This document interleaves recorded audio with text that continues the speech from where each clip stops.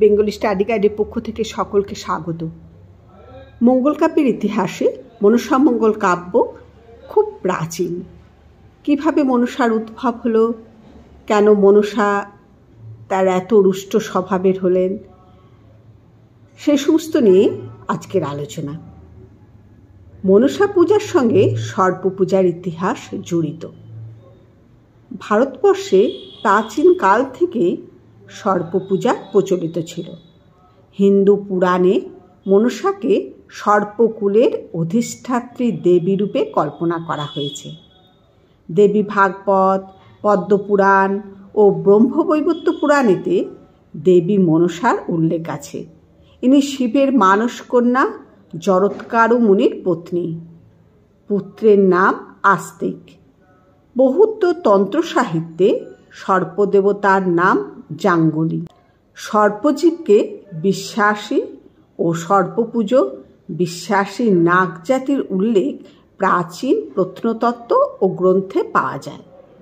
ভারতে অস্ট্রিক গোষ্ঠী অপেক্ষা দ্রাবিড় গোষ্ঠীর মধ্যে সর্পপূজার অধিক প্রচলন ছিল। খ্রিস্টীয় প্রথম শতাব্দীর প্রত্নতাত্ত্বিক নিদর্শন থেকে জানা যায় যে উত্তর ভারতে নাগ পুজো জনপ্রিয় ছিল। ভারতের প্রায় সর্বত্রই এখন সমাজের নিম্ন স্তরে উচ্চ স্তরে অল্প বিস্তর সর্পপূজার প্রচলন আছে। বাংলাদেশে দ্রাবিড় ভাষাভাষী মানুষেরা সর্পের পুজো আরম্ভ করে। বাংলাদেশে একাদশ শতাব্দীর পূর্বে ভাস্কর্য শিল্পে দেবী মনসার চিহ্ন পাওয়া গেছে। ইনি সর্পবিভূষিতা। সর্পপূজার উদ্ভবের পিছনের কারণ অরণ্য সংকুল প্রদেশে বসবাসকারী মানুষের সর্পভয়। তাছাড়া সেক্স বা প্রজনন শক্তির প্রতীক হিসাবেও সাপকে গ্রহণ করা হয়েছে। পৃথিবী জুড়ে আদিবাসী সমাজে কোনো না কোনো রূপে সর্পপূজার প্রচলন ছিলই। বাংলাদেশে যেসব মনসা দেবীর মূর্তি পাওয়া গেছে তাহার প্রায় সবকটিতেই মনসা দেবীর সঙ্গে একাধিক সর্পের ওরাসীন একটা মানব শিশুর, একটি ফলের এবং কোথাও একটি পূর্ণ ঘটের প্রতিকৃতি বিদ্যমান। এদের প্রত্যেকটি প্রজনন শক্তির প্রতীক। অনেকের মতে প্রাচীন মিশর থেকে সর্পপুজো ভারতে ও অন্যান্য প্রদেশে ছড়িয়ে পড়ে। ৬,০০০ বছর আগে মিশরীয় সভ্যতার পত্তন ঘটে। মিশরের সর্পপুজো খুব প্রাচীন। ইউফ্রেটিস নদীর তীরবাসী প্রাচীন তুরানি জাতির মধ্যে সর্পপুজো প্রথম উদ্ভূত হয়। এরা বিভিন্ন দেশ উপনিবেশ স্থাপন করলে এদের সর্পপুজো নানা দেশে বিস্তৃত হয়। তুরান জাতির একটি শাখা ভারতে আসে ও কালক্রমে দ্রাবিড় নামে পরিচিত হয়। দ্রাবিড়দের সর্পপুজো সারা ভারতে কম বেশি ছড়িয়ে পড়ে। অনার্য দ্রাবিড়দের সংস্কৃতি আর্য সংস্কৃতিতে প্রভাব বিস্তার করে। শুধু পুরাণ ও বৌদ্ধ গ্রন্থাদি নয়, মহাকাব্য মহাভারতেও নাগ বা সর্প একটি সম্প্রদায় রূপে বর্ণিত হয়েছে।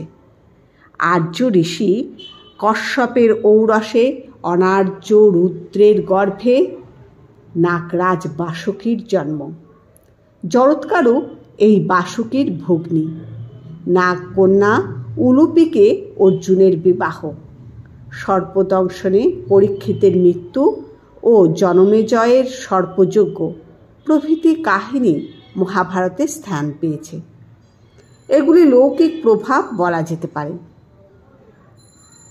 এবার আমরা আসি মনসা নামের উৎপত্তি কিভাবে হয়েছিল। শিবের মানসকন্যা বলেই সর্পদেবীর নাম মনসা। দক্ষিণ ভারতে দ্রাবিড় জাতির পূজিতা সর্পদেবীর নাম মঞ্চাম্মা বা মনোমাঞ্চি। মঞ্চাম্মা থেকেই মনসা নামের উদ্ভব। অনেকে বৌদ্ধ সর্পদেবী জাঙ্গুলিকে মনসার ভিত্তিও মনে করেন। অত্যন্ত প্রাচীন কাল থেকেই এই পূর্ব ভারতে বৌদ্ধ সমাজে জাঙ্গুলি দেবীর পুজো প্রচলিত হয়ে আসছে। বৌদ্ধ তান্ত্রিক সাধনার সূত্রগ্রন্থ সাধনমালাতে এই জাঙ্গলী দেবীর পূজার প্রকরণ ও তার মন্ত্র সম্বন্ধে বিস্তৃত উল্লেখ আছে। এ থেকে সহজেই অনুমান করা যেতে পারে এই জাঙ্গলী দেবী বর্তমান সমাজে পূজিত সর্পদেবী। মনসা আসলে অনার্য দেবতা। তিনি পরে আর্যদের পুরাণে স্থান পেয়েছেন। ঋগ্বেদে মনসার নাম রয়েছে। বৈয়াকরণ চন্দ্রগামী মনসা দেবীর উল্লেখ করেছেন। বৌদ্ধ তান্ত্রিক সমাজে অতি প্রাচীন কাল থেকে সর্পদেবী জাঙ্গলীর উপাসনা প্রচলিত ছিল। বৌদ্ধ গ্রন্থাদিতে সর্পের ও সর্পবিষের নিয়ন্ত্রী দেবী জাঙ্গলী ও কুরুকুল্লার বিশদ বর্ণনা আছে। সেই যুগে সর্পের চিকিৎসককে জাঙ্গলী বলা হতো। বৈদিক যুগ থেকে বৌদ্ধ যুগ পর্যন্ত নানা সূত্রে বিষ নাশিনী দেবীর স্পষ্ট উল্লেখ মেলে। বাংলাদেশে মনসামঙ্গলে মনসাকে পদ্মাবতী, কেতকী, বিষহরী নামেও অভিহিত করা হয়েছে। মধ্যযুগে বাংলাদেশের বাইরে পূর্ব পাঞ্জাবে মনসা দেবীর দুটি মন্দির ও হরিদ্বারের কাছে একটি ছোট্ট মন্দিরের অস্তিত্ব পাওয়া গেছে। তোমরা যারা হরিদ্বার বেড়াতে যাবে দেখবে হরিদ্বারে মনসা মন্দির বলে একটি মন্দির আছে, সেটি সম্ভব হলে দেখে আসবে। ওংরাও, কুর্মি ও হো প্রভৃতি আদিবাসীদের মধ্যেও মনসা পূজার প্রচলন এখনও রয়েছে। দক্ষিণ ভারতে নাগমা, মুদামা, মঞ্চাম্মা প্রভৃতি সর্পদেবীর পুজো এখনও চলে। বাংলাদেশের কিছু কিছু মনসার মূর্তি পাওয়া গেছে। পণ্ডিতদের অনুমান খ্রিস্টীয় 10ম ও 11দশ শতাব্দী থেকে বাংলাদেশের সর্পের অধিষ্ঠাত্রী দেবীর পুজো শিল্পে ও অর্বাচীন সংস্কৃত পুরাণে স্বীকৃতি লাভ করেছে। 15দশ শতাব্দী থেকেই মনসার পূজক ও সেবকরা সমাজে বিশেষভাবে প্রভাব বিস্তার করেন। 16 শতাব্দীতে মহাপ্রভুর সময়ে মনসা পুজো সমাজে খুব জনপ্রিয় ছিল। বৃন্দাবন দাস লিখেছিলেন যে চৈতন্য ভাগবতের রচয়িতা চৈতন্য জীবনী লিখেছিলেন, দম্ভ করি বিষহরি পূজে কোন জনে। তখন সমাজে শৈব ভক্তদেরও প্রতিপত্তি ছিল, কিন্তু ক্রমে ক্রমে মনসা পূজকগণ যে সমাজে প্রাধান্য লাভ করে সে কথা মনসামঙ্গল কাব্যে পাওয়া যায়। বাংলা, আসাম ও বিহার রাজ্যে বহু জেলায় লোকের নিশ্চিত বিশ্বাস যে চান সদাগর তাদের অঞ্চলের লোক। দ্বাদশ শতাব্দীতে রচিত পদ্মপুরাণ, দেবী ভাগবত ও ব্রহ্মবৈবর্ত পুরাণ এবং সংস্কৃত গ্রন্থগুলিতে মনসার নাম আছে, কিন্তু বাংলাদেশে মনসামঙ্গলে বর্ণিত বেহুলার কাহিনী কোনো পুরাণে পাওয়া যায় না। আনুমানিক খ্রিস্টীয় 9ম শতকের শেষার্ধে মনসার গান ছড়ার আকারে ক্রিয়াকর্ম উপলক্ষে গাওয়া হতো। দ্বাদশ শতাব্দীর কোনো সময়ে লোকমুখে সেই সমস্ত গানগুলি সুসংবদ্ধভাবে লেখা হয়। তারপর কবিরা সেই কাহিনীর উপর রঙের তুলি বুলিয়েছেন। কোনো ক্ষমতাবান কবি পৌরাণিক কাহিনী ও ভাবের সংযোজন ঘটিয়ে পুঁথির আকার বড় করেছেন। পরে সংস্কৃত পুরাণের প্রভাবে এর কৌলিন্য বৃদ্ধি পেয়েছে। এরপর আমরা মনসামঙ্গল কাহিনীতে যাব। শিবের সন্তান লাভের বাসনা থেকে মনসার জন্ম। কালীদহে পদ্মপাতার উপর জন্ম নিলেন শিবের মানসজাত সুন্দরী কন্যা মনসা। পদ্মপাতার জন্ম বলে তার আর এক নাম পদ্মা। পত্নী চণ্ডীর ভয়ে তিনি কন্যাকে ঘরে নিয়ে গেলেন না। মনসা আশ্রয় নিলেন পাতালে। সর্পেরা তাকে রানী করে রাখল। তিনি হলেন সর্পকুলের অধিষ্ঠাত্রী দেবী। একদিন ফুল তুলতে গিয়ে শিব পরিত্যক্ত কন্যা মনসার পরিচয় পেলেন। মনসাকে তিনি কৈলাসে নিয়ে এলেন। মনসা সৎ মা চণ্ডীর চোখের বালি হয়ে রইলেন। ঝগড়াঝাটির বিরাম নেই। দিন রাত প্রচুর প্রহার নির্যাতন সহ্য করতে হয় মনসাকে। একদিন ক্রুদ্ধা চণ্ডী মনসার এক চোখ প্রচণ্ড আঘাতে কানা করে দিলেন। অশান্তি দূর করার জন্য শিব মনসাকে সিজুয়া পর্বতে রেখে এলেন। কন্যার জন্য শিবের চোখ থেকে এক ফোঁটা জল ঝরে পড়ল। সেই জল থেকে জন্ম নিল সহচরী নেতা। এক সময় সমুদ্র মন্থন বিষ পানে শিবের মৃত্যু ঘটলে মনসা তাকে বাঁচিয়ে দেন। ফলে শিব জরৎকার মুনির সঙ্গে মনসার বিয়ে দেন। কিন্তু বৈরাগী স্বামী হঠাৎ সংসার ত্যাগ করে চলে গেলেন। স্বামী নেই, সংসারের যন্ত্রণা, আবার বাড়িতেও থাকা যায় না। তখন সহচরী নেতার পরামর্শে মনসা মর্তধামে নিজ পূজা প্রচারের জন্য সচেষ্ট হলেন। চম্পকনগরের বিত্তশালী ও সর্বজনমান্য বণিক চাঁদ সদাগর। মনসা ভাবলেন তাকে দিয়ে পুজো করালে অন্য অন্য নিম্ন শ্রেণীর লোকেরা সহজেই মনসার ভক্ত হবে। অতএব চাঁদের পুজো আদায় করতে সচেষ্ট হলেন মনসা। স্ত্রী সনকা, 6 পুত্র ও পুত্রবধূ, দাস দাসী, সপ্তডিঙা, মধুকর নিয়ে চাঁদের বিরাট সুখের সংসার। প্রভূত ঐশ্বর্যের অধিকারী চাঁদ। তিনি একনিষ্ঠ শিব ভক্ত। শিবের বরে মহাজ্ঞান কবচ লাভ করেছেন। এর সাহায্যে মৃত ব্যক্তি প্রাণ লাভ করে। তাছাড়া বিখ্যাত শঙ্কর ওঝা তার বন্ধু। চাঁদ সাপকে 2 চোখে দেখতে পারেন না। হেতালের লাঠি দিয়ে সাপ মারেন। এহেন চাঁদের কাছ থেকে পুজো আদায় করা খুবই কঠিন কাজ।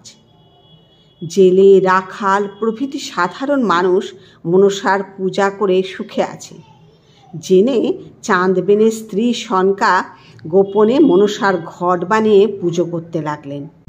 একথা জানতে পেরে পদাঘাতে চাঁদ মনসার ঘট ভেঙে দিলেন।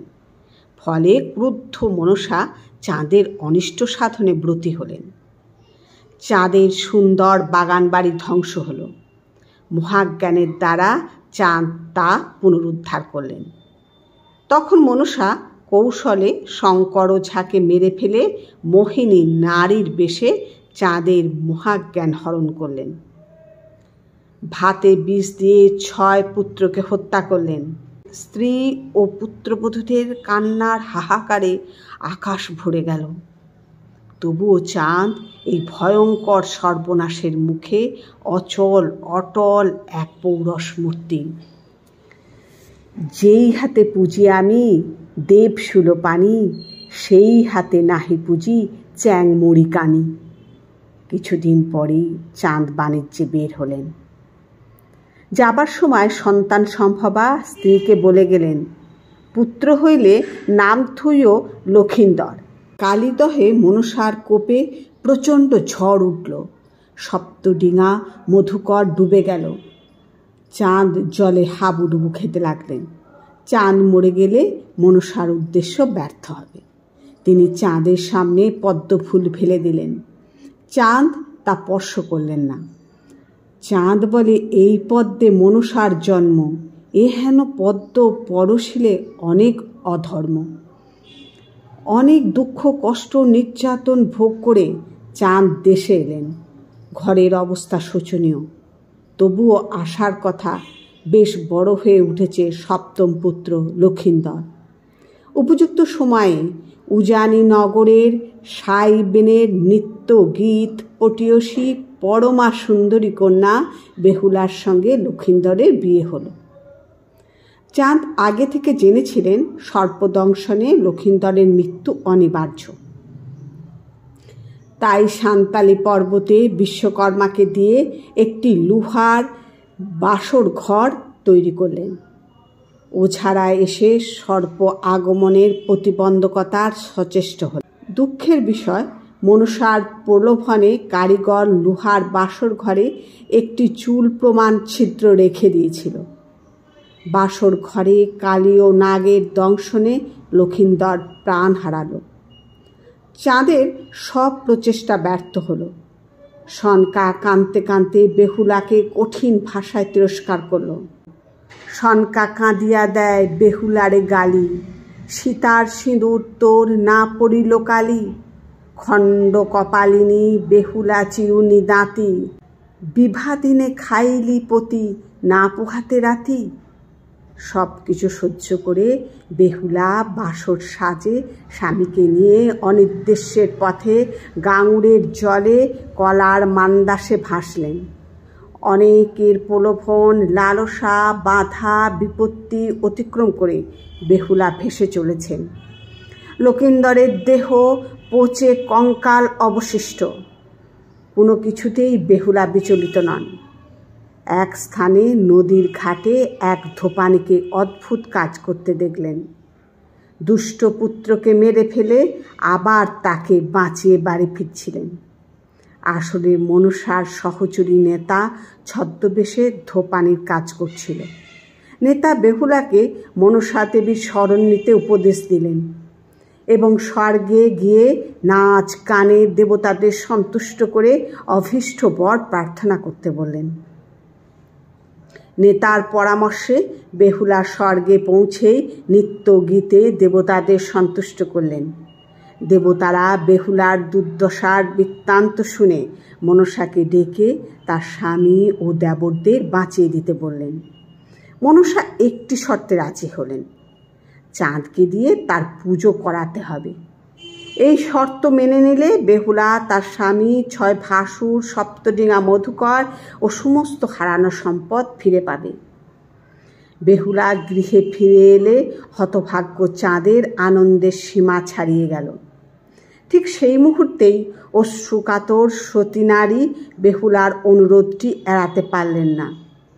ডান হাত দিয়ে তিনি শিবকে পুজো করেন, কাজেই বাম হাত দিয়ে পিছু ফিরে মনসার পুজো করবেন। পিছু দিয়া বাম হাতে তোমারে পুজিব, এতেই মনসা সন্তুষ্ট।